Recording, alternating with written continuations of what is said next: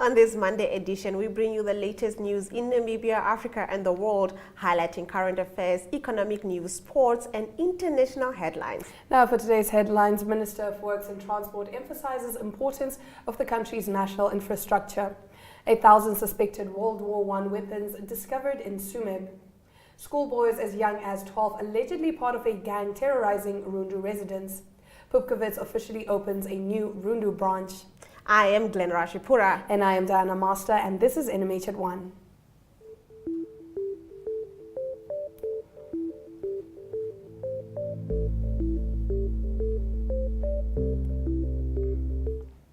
In today's midday news update, the Society of Mining Professors is at the Rundu Country Club in the capital today and until Wednesday, completing their 32nd annual meeting and conference. The program started last Wednesday with arrival of delegates from far-flung knowledge centers, including universities of Beijing, Kentucky, West Virginia, New South Wales, Columbia, and Clausthal in Germany, to name a few.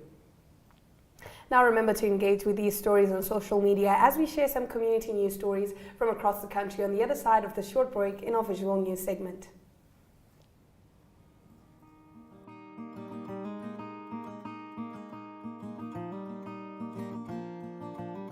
AgriMonitor is jou weeklikse landboukundige program wat jou die jongste nuus in die landbouverwante bedryf en onderwerpe wat daaraan gekoppel is bring. Vir enige advertensie of nuusverwante navraag, kontak agrimonitor@synergy.com.na.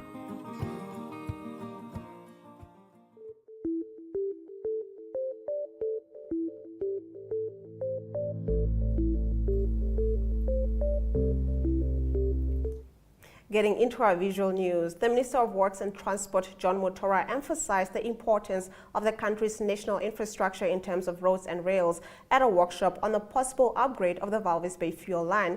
Leandra Lowe submitted this clip.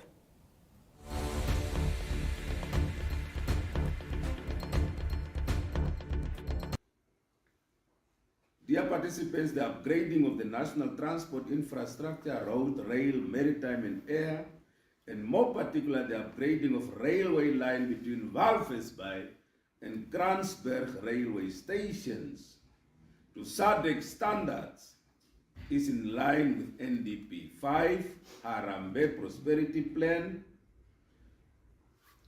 particularly the goals that talk about logistic hub and so on. And it's also within the framework of the integration agenda of Africa, free trade, and also the 2063 agenda 2063 of the African Union. Sometimes when people talk about these things, they say, what is this so far? No, we are one. In particular, you people who are in the transport infrastructure, transport, whether it is rail, whether it is road, whether it is maritime, the ships, it is a connection. It connects you to other people into other countries. Don't think so in an isolated fashion. Today, the world is a one global village.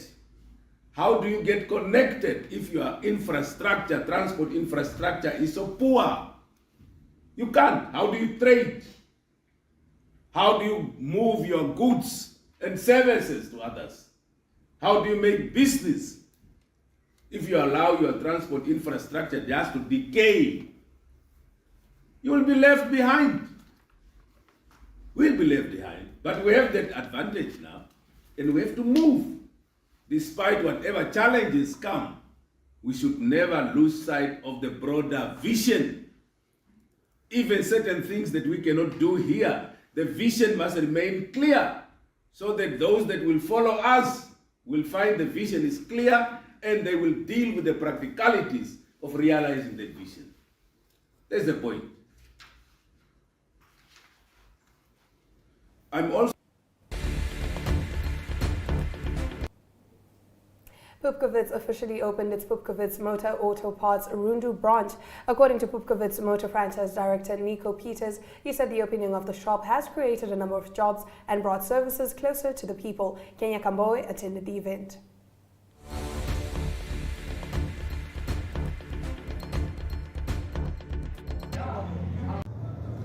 as a business at Pupkewitz, we recognize the opportunities in Rundu and the opportunities to bring a business like this to this region.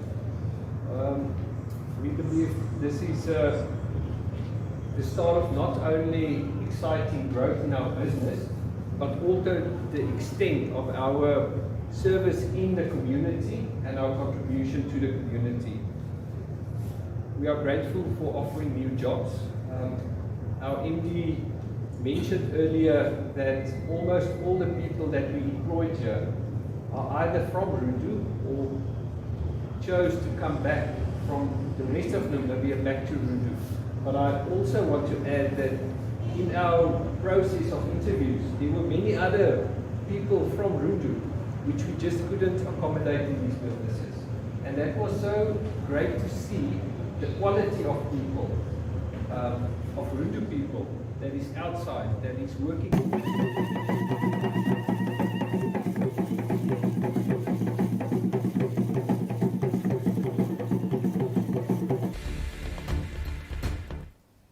In our next video, an Otjiwarongo businessman, Jupiter Kadongwili, and owner of a communications center, started his journey as a businessman in 2002, where he started installing DSTV products. He speaks about the challenges of running a business amid challenges brought by COVID-19 and the economic downturn. He spoke to Desiree Gasses.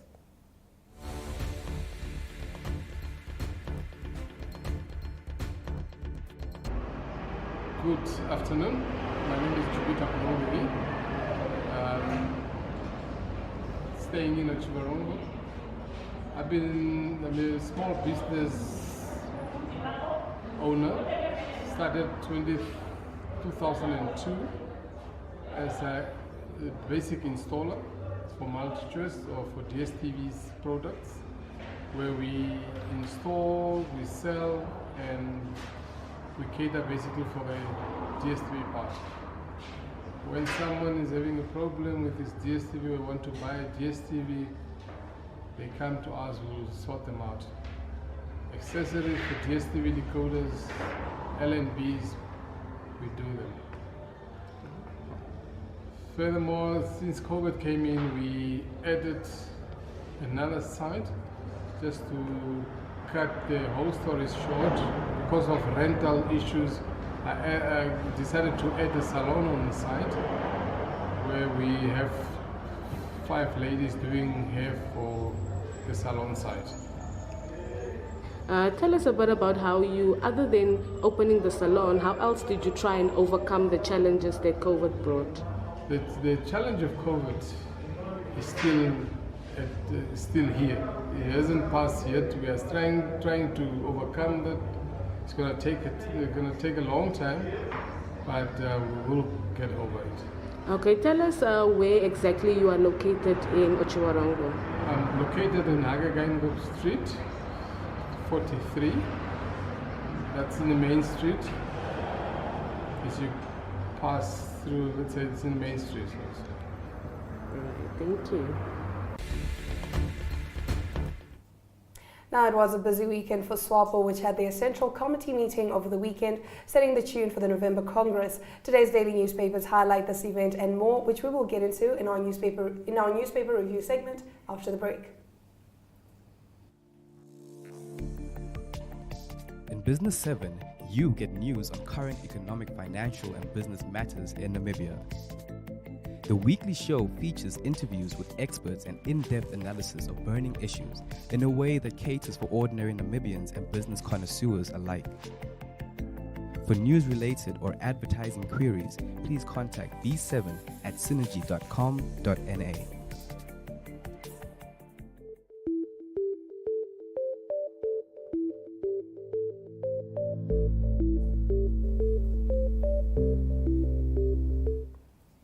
Thank you for staying with NMH at 1. We now take a look at what the lead stories are in Namibia's daily newspapers.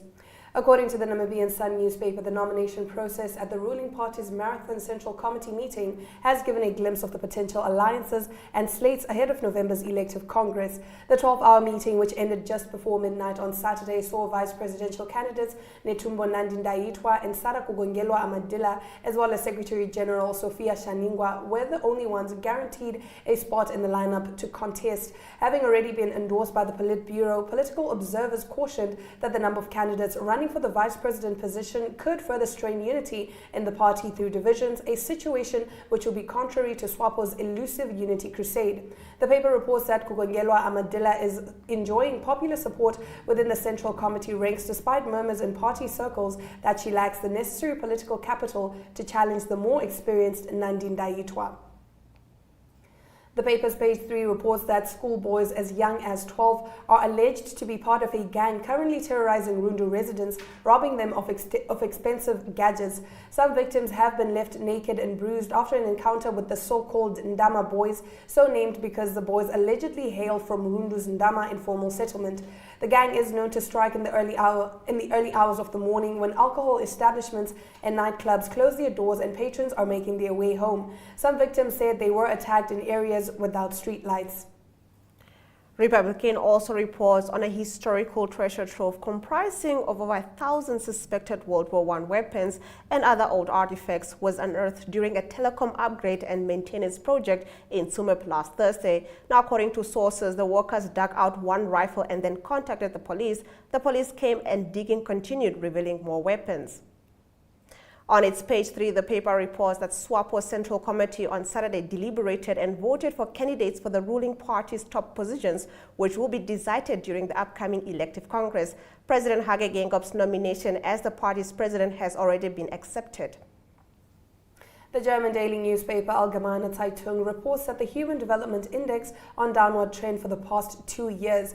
According to the paper, the numerous crises of the past 2 years have put the global development of nations on hold and reversed some of the progress made in the past. According to UNDP, the world needs more solidarity and collective action.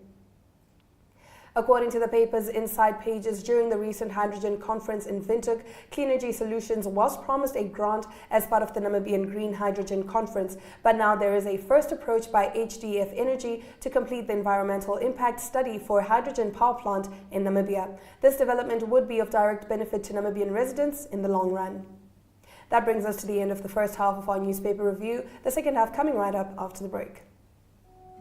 Take a load off and tune into another episode of Brave Namibia as we take a look at both ordinary and extraordinary Namibians.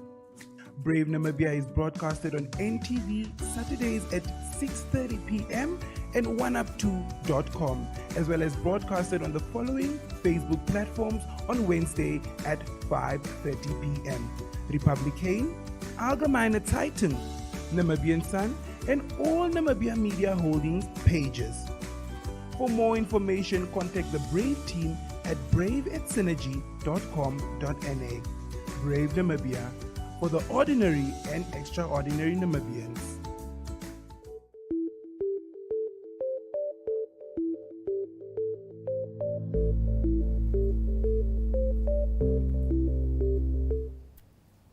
Getting into our second half of the newspaper review, the Namibian newspaper reports on the death of the United Kingdom's longest ruler, Queen Elizabeth II, whose death has aroused mixed emotions in Namibia. Politicians, including President Hage Geingob, have lauded their reign, while some political analysts believe she left a tainted legacy. In another story, the paper reports that the Popular Democratic Movement has launched an internal investigation to determine Commonwealth Games in the United Kingdom organized by Councillor Rodman Kashaimo has implications for the party.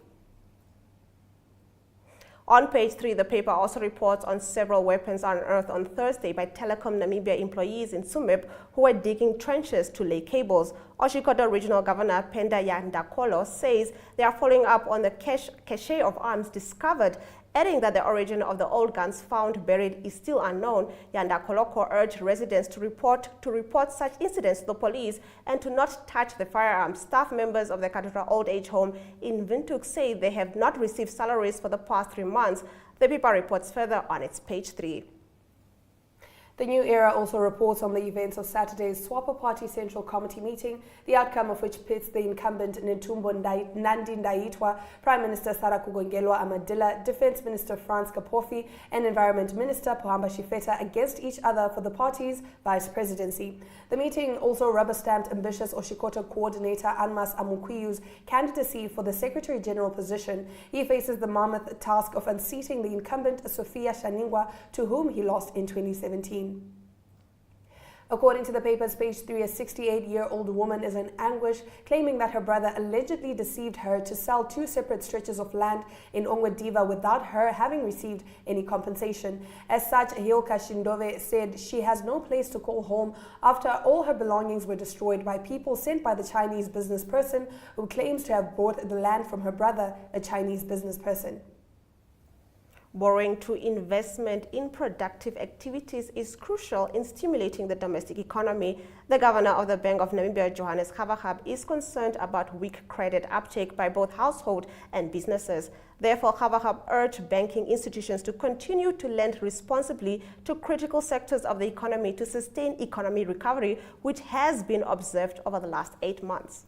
Now, after the break, we zoom in on accommodation establishments in Namibia, which recorded an overall room occupancy of more than 51%. More in economic news coming up with Glenora Shipura after the break.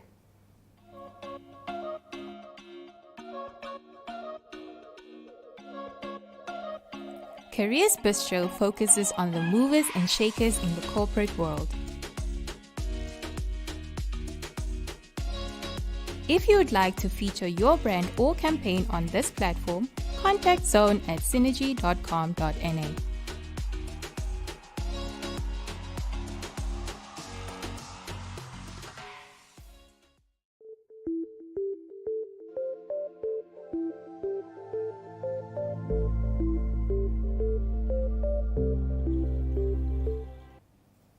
You are watching NMH at 1. Let's take a look at our economic news.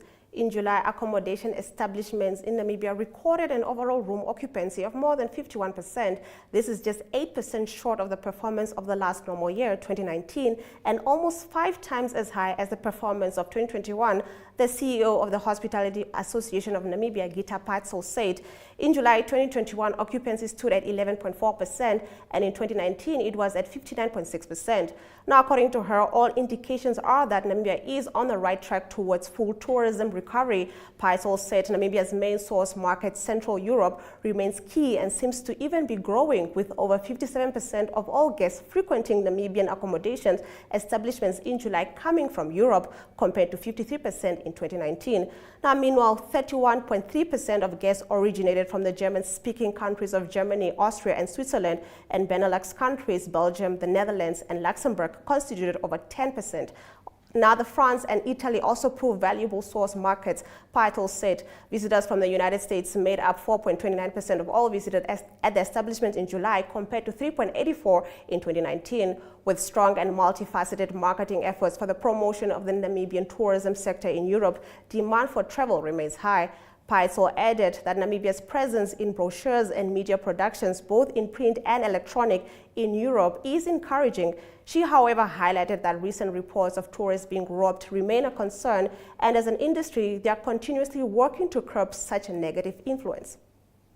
In our next story, Africa is about to get its first listing of a medical cannabis-focused SPAC, or Special Purpose Acquisition Company, when Psilocybin Holdings Limited raises money in Johannesburg later this year. The company is seeking as much as 2 billion rands, said Gabriel Theron, who leads the business. The share offer will open on 12 September and close in November.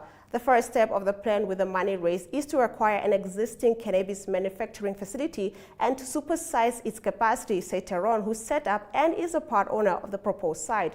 The initial public offering on South Africa's stock exchange will be just the 4th SPAC listing in Africa and a first for the cannabis industry on the continent, according to data compiled by Bloomberg. While the popularity of blank check companies as SPACs are also known has been on the wane recently in the US and Asia amid tightening regulatory scrutiny, the psilocybin move indicates there may still be an appetite in Africa.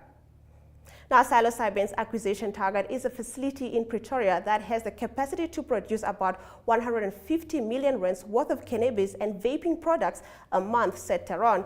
If or when the market develops, the company plans to explore manufacturing options for products of psilocybin, the active ingredient of magic mushrooms from which the company takes its name. Let's take a look at our economic indicators.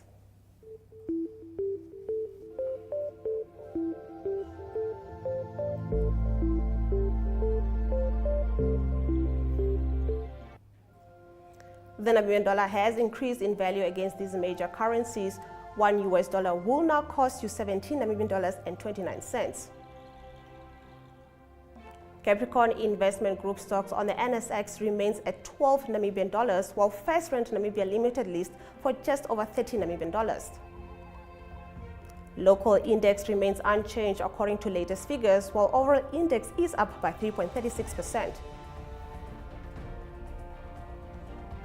Gold and Brent crude oil prices have dropped while other commodity prices have gone up. A small plane with 3 crew on board has gone missing in DR Congo, while in South Africa at least 82 people were hospitalized after a dam wall burst in a residential area. We'll be back with these news from across Africa after this short commercial break. The Evening Review is a daily interview-based talk show that dissects and expounds on current affairs as they occur in Namibia. The show aims at reaching Namibians of all age groups who seek better understanding of the state of current affairs in the country.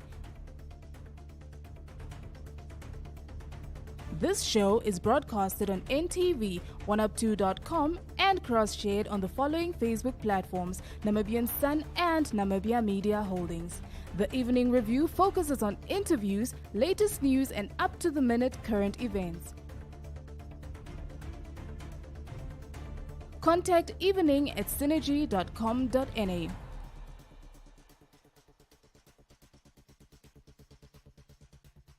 Evening Review, unpacking today's pertinent issues.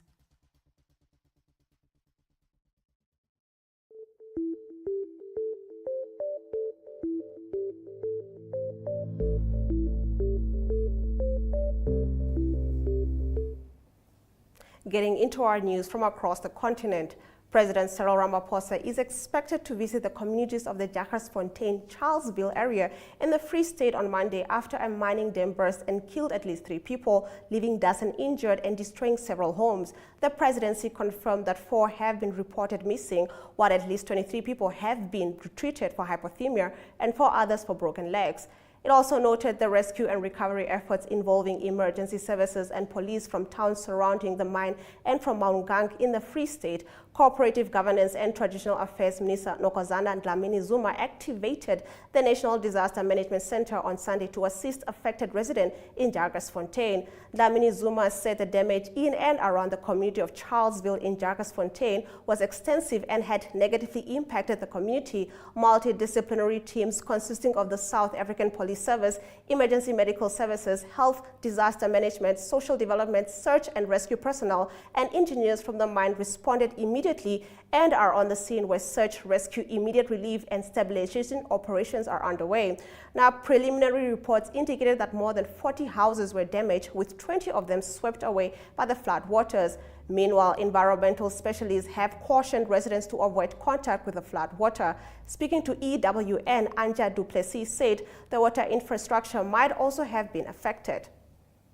Moving on to our next story, Zimbabwe's opposition Citizens Coalition for Change Party said on Sunday that its leader, Nelson Chamisa, escaped an assassination attempt after his convoy came under a bomb attack in the town of Chinhoyi, about 115 kilometers west of the capital, Harare.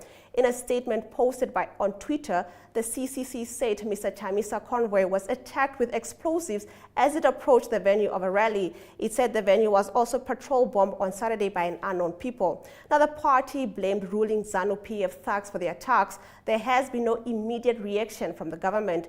The incidents came weeks after Mr. Chamisa's convoy was attacked by alleged ZANU-PF supporters. Political tension is rising in the southern African nation ahead of potentially divisive general election in 2023. In our next story, Mali's interim president wants a mutually beneficial solution to end a diplomatic row over 46 Ivorian soldiers detained in Mali, noting that Ivory Coast has given asylum to political figures wanted by his junta, state television said on Saturday. Now, the Ivorian soldiers were detained at Mali's international airport in the capital Bamako on July 10th. Mali's junta said they had flown in without permission and were seen as mercenaries. Ivory Coast, which has repeatedly requested their release, says the soldiers had been deployed as part of a security and logistics support contract signed with the UN peacekeeping mission in Mali. Now, interim President Assimi Goïta, according to the state broadcaster, would like a mutually beneficial solution to the standoff all over soldiers, as opposed to a one-way solution that consists of acceding to the Ivorian demands without any compensations for Mali. Since coming to power, Mali's transitional authorities have repeatedly sparred with neighboring countries and Western powers over election delays, alleged army abuses, and cooperation with Russian mercenaries in the West African nation's fight against Islamist militants. 5 speech therapists in Hong Kong have been jailed for 19 months each after being found guilty of publishing serious children's books. Stick around for the full story after the break with Diana Master.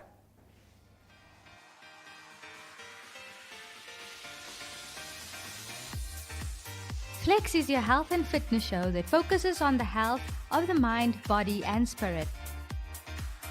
If you would like to feature your brand or campaign on this platform, contact zone@synergy.com.na.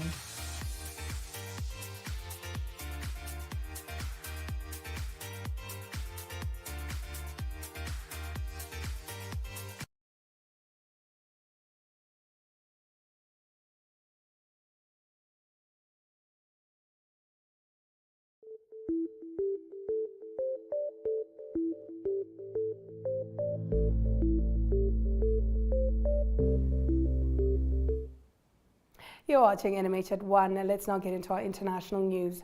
5 speech therapists in Hong Kong have been jailed for 19 months after being found guilty of publishing seditious children's books. Authorities interpreted the books about sheep trying to hold back wolves from their village as referring to Hong Kong and the Beijing government. The authors argued the books chronicled history from the people's perspective, but a government-picked judge concluded they were a brainwashing exercise. The sentencing comes amid a crackdown on civil liberties since 2020, when China imposed a new national security law. Beijing said the law was needed to bring stability to the city, but critics said it was designed to squash dissent and weaken Hong Kong's autonomy. Hong Kong is a special administrative region of China and has a one country, two systems principle, which is designed to give the city certain freedoms. The 5 speech therapists Lai Man Ling, Melody Yung, Sydney Ng, Samuel Chan, and Feng Cho have already spent more than a year in jail awaiting the verdict. The group, who are aged between 25 and 28, produced cartoon e-books that some interpreted as trying to explain Hong Kong's pro-democracy movement to children. In one of the 3 books, a village of sheep fighting back against a group of wolves who are trying to take over their settlement. On Saturday, the 5 speech therapists maintained the books were meant to help children understand systemic injustice, but Judge Kwok Wai Kin accused the speech therapists of sowing the seed of instability in the city and across China. They were charged under a colonial-era sedition law, which until recently had been rarely used by prosecutors rather than the 2020 national security law. In our next story, authorities in Pakistan are scrambling to protect a vital power station supplying electricity to millions of people against a growing threat of flooding, officials said on Monday, taking steps such as building a dike in front of it. Floods from record monsoon rains and glacial melt in the mountainous north have affected 33 million people and killed almost 1,400, washing away homes, roads, railways, livestock and crops in damages estimated at $30 billion. Both the government and UN Secretary General Antonio Guterres have blamed climate change for the extreme weather that led to the flooding, which submerged nearly a third of the nation of 220 million. The electricity station in the district of Dadu in the southern province of Sindh, one of the country's worst affected areas, supplies power to 6 provincial districts. Troops were busy strengthening a dike built in front of the station, a visit to the site showed on Sunday. UN agencies have begun work to assess the South Asian nation's reconstruction needs after it received 391 millimeters of rain, or nearly 190% more than the 30-year average in July and August. Sindh received 466% more rain than average, and all the flood waters passed through Dadu, a district with a population of 1.5 million, thanks to its location. After the break, we get into our local sports news. Stay with us. Kom kuier gerus elke Vrydag aand saam met Arjougar, waar hy vooruitskouing doen van wat op die sportvelde reg oor die wêreld gaan plaasvind. Daar word op die naweek se top internasionale sportgeleenthede gefokus en plaaslike sport in Namibia asook Suid-Afrika word in oënskou geneem. Die kenners praat saam en huidige asook oud spelers gee hul mening en ons hoor grootlik sommer uit die spreekwoordelike perd se bek. Niemand weet met sekerheid wat die naweek op die sportveld gaan gebeur nie, maar iemand weet wel watter faktore die uitslae kan beïnvloed. Ons praat met daardie iemand wat weet, en soms word geheim ook uitgelaat. Vrydaande is ons in die tonnel gereed om uit te draf. Dit is jou Vrydag afspraak wat jou ingelig gaan hou alvordat die spelers uit die tonnel opdraf. Sport is ons passie. Sien jou in die tonnel.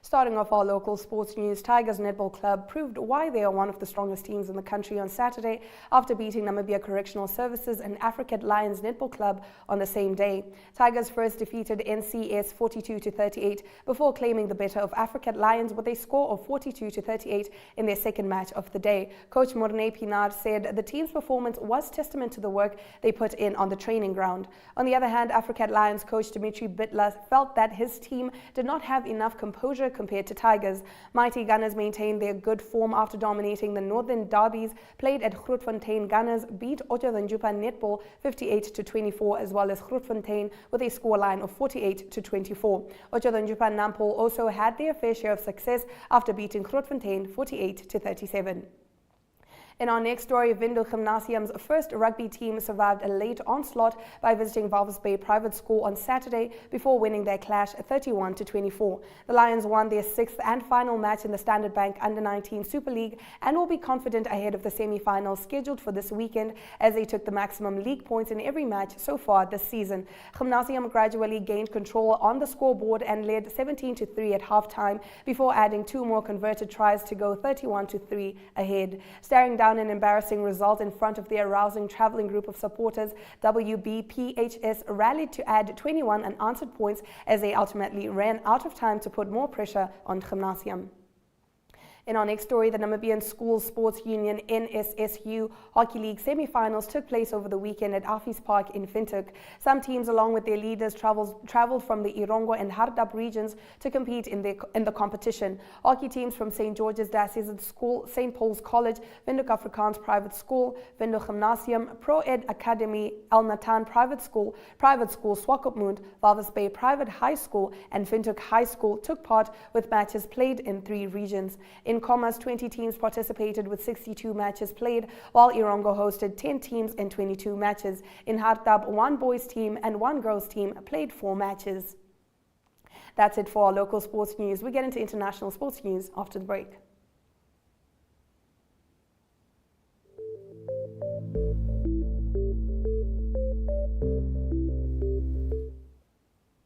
Now, Mamelodi Sundowns made 2 wins in a row in the DStv Premiership when they edged out Lamontville Golden Arrows 2-1 at the Absa Tuks Stadium on Saturday night. Masandawana climbed up to the top of the league standings, 2 points above second-placed Orlando Pirates, and the defending champions are now set to face off with Amazulu FC at home on the 18th of September. Defeat left Abafana Bestende in 12th spot on the standings as their 4-match unbeaten run came to an end. They will look to bounce back to winning ways when they host Swallows FC on 17 September. In our next story, Paris Saint-Germain forward Neymar scored his 8th League One goal of the campaign as the champions overcame Brest 1-0 in a tough game at Parc des Princes on Saturday to extend their unbeaten start and reclaim the top spot in the standings. Olympique Marseille went level on points with PSG when they beat visitors Lille 2-1 that same day. Brest came into the contest having conceded a club record 16 goals in their first 6 games and were carved open after half an hour despite a bright start as Neymar fired in from a tight angle after being played through by Lionel Messi.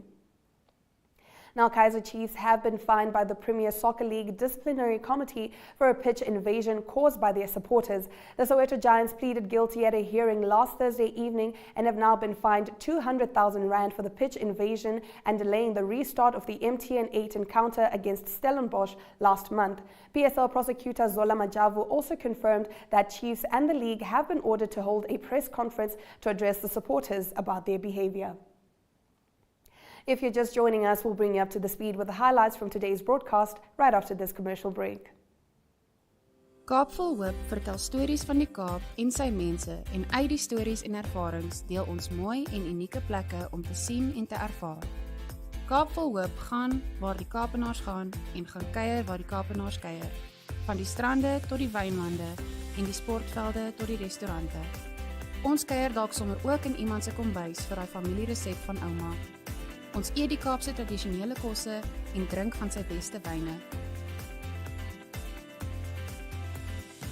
Kaap vol hoop gesels met die gewone Kaapenaar en soms ook met die meer bekendes, maar week vir week vertel ons elkeen sy eie unieke storie op sy unieke manier.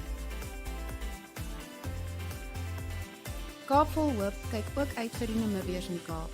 Sommige kom kuier net en sommige maak die Kaap hulle nuwe tuiste.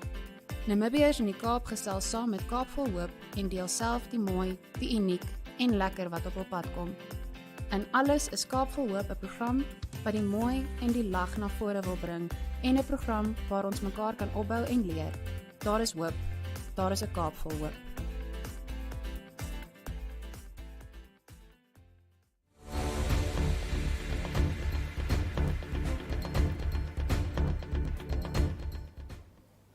You're watching NMH at 1, and if you've just joined us, here are your news highlights.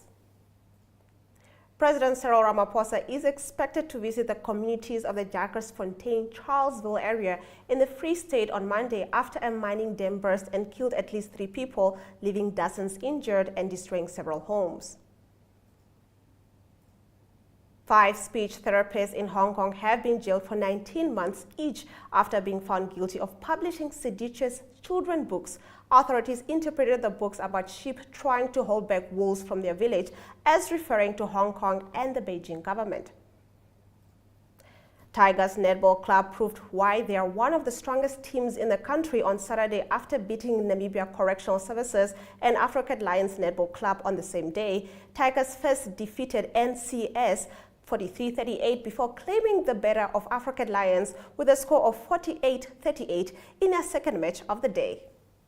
Those have been your highlights. Thank you for staying with NMH at 1 and spending your lunch hour with us, Diana Master and Glenora Shapura. Remember to tune in every weekday at 1 p.m. as we take you through the latest happenings in Namibia and beyond. That is it from us in studio, but don't go anywhere because up next is news from Namibia's Irongo region in this next segment. Have a splendid day and week ahead.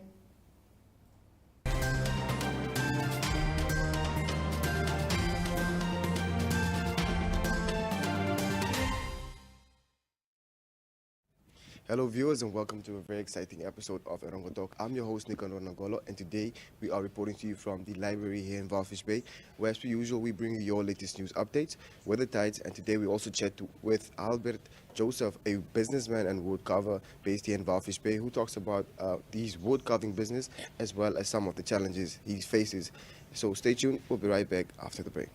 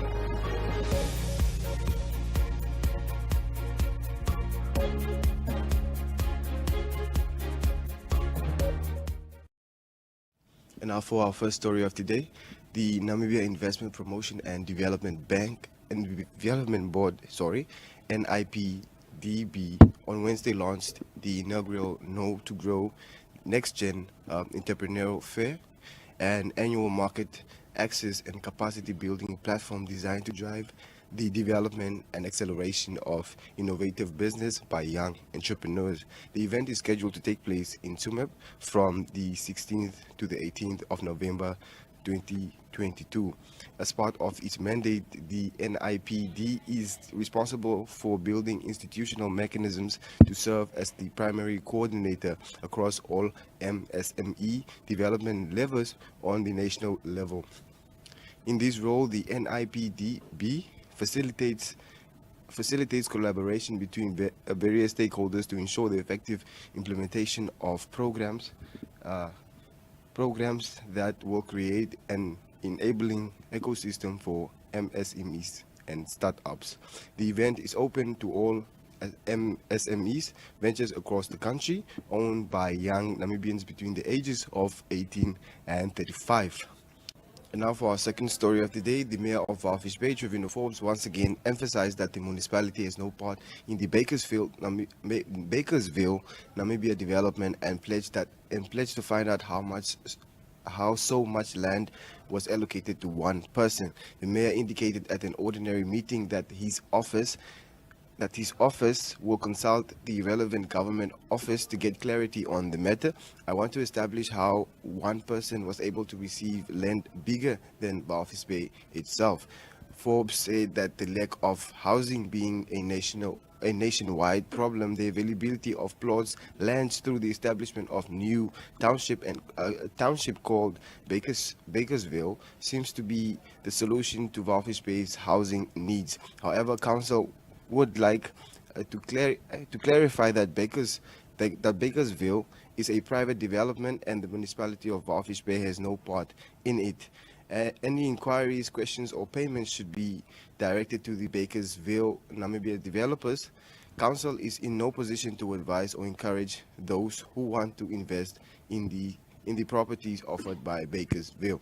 And now for some sports news. The Navy Netball Club came away with 2 wins, while 11 Arrows Netball Club defeated Blue Waters Netball Club in the second leg of the MTC Namibia Netball Premier League fixtures played at Crystal Moon Netball Courts on Sunday. Navy defeated 11 Arrows by 57-33 in the first match played on the day.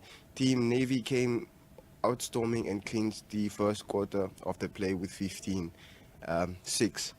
They continued to set the pace and won the second quarter of play with 32-13, then added another 13 points while Arrows hit the target 7 times in the third quarter of play with 45-20. Navy captain Anna sharpshooter Kasper said they knew it would be a difficult game. We expected that and it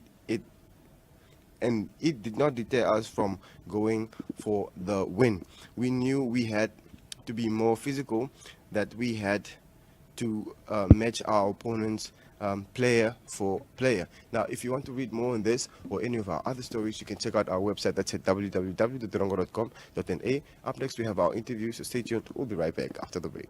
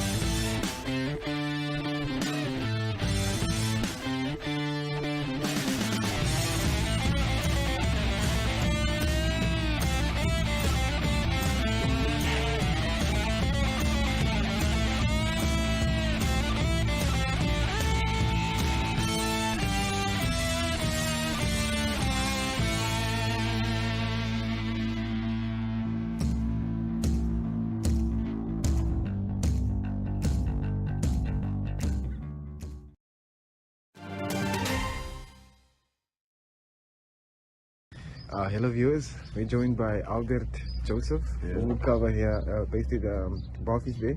How are you doing, sir? I'm fine, and how are you, sir? I'm good. All right. Can you just, for those that don't know, can you just tell us about what we're seeing right now there in your background?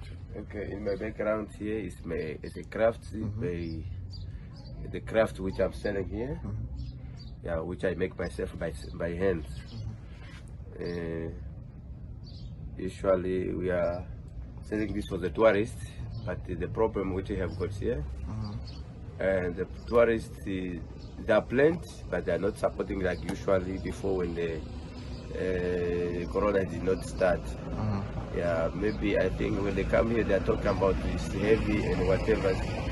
And sometimes when the tourists come, maybe they rush them, like the people, they rush them, they say, you must go because we don't have time to stand here. Yeah, it's a problem which we are facing here. I don't know maybe what can I say for the government of the company which is bringing the customer here, so that he can help us. They must give them time to show them to our craft, so that they can support also to our crafts. Okay. And now, sir, how long does it take for you to like, for example, can you just take one piece for us there? You know, like this one is a bushman. Yeah. You know, usually we call it the sun people. Yeah, it depends for the wood. Yeah. It's not for wood. The wood is different. Especially like this one, we call it ironwood. If I show you the piece of wood it is, yeah, see? Okay. Yeah, this is to cave. It's very hard. Okay. Yeah, it's very hard. And if you see, so like also this one is a black wood. Yeah, this one is not so hard, but you can make even 5 elephants per day of. Yeah, if you can make all two. Oh, okay. Yeah. Okay. So, but like roughly, what was the longest that you had to make? Like how long? Like how many days? Like it depends for wood. Yeah. If it's soft wood, you can make maybe even 10, like special elephants, small elephants. 10 days. 10 elephants per day. Okay. Yeah. Per day, okay. Yeah, okay. but if it's hardwood, you can make maybe one. Okay. And you put in the water like this ironwood. You put in the water, then you can make one per day. Okay. Yeah. Okay. Yeah. And now, for you now, that's here in Walvis Bay, how do you get your raw materials? My raw material? Yeah. I used to go to Rundu. So you travel yourself to go get? Yeah, to Rundu. Or for some time, one of my brother, he can send the product here. Oh, okay. And how often does that happen? Huh? How often do you go to get the raw materials? Per year, I used to go maybe 2 times. 2 times? Yeah, it depends for the money. Because if there is no money, then you will not travel. Yeah, then you can tell your brother to send. Okay. And are you currently now based here in Walvis Bay? Like when did you move here? When did you start operations? Yeah, I came here in 2002. That time it was not craft. I'm the one I brought the craft here. Okay. This Creole shop, I'm the one I brought it here. Yeah, it was 2002. We came, we are 3. One guy went back to Oganja, and one again he went back to Oganja. And when I start out from outside there, then we move inside. Then the other guys, they come and join me. They came to join you? Yeah, it's like those people, they stand, you see. Okay. And then you were saying that what are some of your biggest challenges as a wood carver? The biggest challenge that we have here, the tourists, when they come, some of them be in a hurry that we are going somewhere. They don't have time to look to our things. Even sometimes when the passengers refuse to come, and some people they don't show them that there is a craft here for Walvis Bay. They take them to Swakopmont. So which is now bad for your business now. Yes, yeah. Sometimes if they come, better if those they used to go like a shuttle and a bus which take people there, they must show them that there's a craft also for Walvis Bay, so that they will come and support us here. Okay. Yeah. And like, can you also like show us the globe there? Did you also make that globe there? Which one? The one with the elephant on. The round one there. Yes. The egg, yes. No, this one is not. This for my brother. Okay. So you're also working with your brother? Yes. Sometimes we also work as a partner. Yeah. If he does product, I will not make it, then I will call to my brother to bring his product so that I can sell. Yeah. Oh, okay. But we don't have normal price. Yeah. You know, but thing which we are making ourselves. Maybe sometimes I don't have money for taxi. Usually the price for normal this one we used to sell for $100. Yeah, but if I don't have any money, then I will sell it for 80 or for 60, so that I will get Taxi transport to go back because they are staying in Tsumeb. Okay. Yeah. Okay. So every day you're here? Yeah, always. Because you know, from here to location, we pay 26 right now, and to go back you pay $13. Yeah, it's why sometimes if you want to sell, the normal price is this, but if there's no money, you can take the money which they are there, so that you can use for transport. And what would you say? How would you like to be assisted? Would you like to ask for government if they can assist for us for anything, so that you can grow our business. Yeah, but you see, myself, I'm a canvas. Yeah, if I get assistance, I'll go home. I'm going to make a lot of things. I take a container of the assistance money. I'm going even to Europe and sell the things. Yeah. The stuff that you make. Yeah. Oh, okay. And when was the last time that you made something? How often do you make something? Do you just wake up in the morning and just decide, today I'm making an elephant? Or like, how does your creative process work? No, it depends. Sometimes you see Muslim. If I find some people like this, it's a plate, wooden plate. It's a wooden plate. They use too much people, even the black people, they use it for the waiting to give gifts. If somebody come and say, I want the plate, the wooden plate like this, I will make for him immediately like that, the way he wants. Even some people like this, they have got the company here. Katamarani, these sandwich harbors, some they like this so that they can put their food, transport, especially in this Ramadan. Yeah, they buy this bowl so that they can put food for the tourists, especially like this small one. This one, they are here, this one. Yeah, even you go to the boat there, you can find them, they have them, lot of them. I make for them. Yeah. And how much is that one? How much is that one? This one we used to sell for 250. It depends, because this is the big one, 250. 150 you can have it also.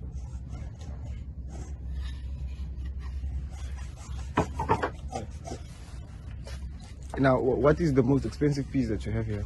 Which one is the most expensive piece? The expensive pieces. The expensive pieces I have with hippo. The hippo. The big hippo and like those smaller, they are those widers. Yeah, and how much? Which you saw them. And how much are they? Those I asked them 800. 800. Yeah. And that big elephant which is outside. Oh, okay. Yeah. And I see you have necklaces here as well.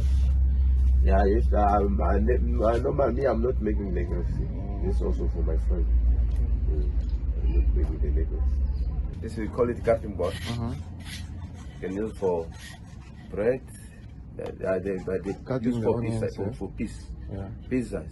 But sometimes you can use it for cutting onion and whatever. Yeah, this made it also by wood. Okay.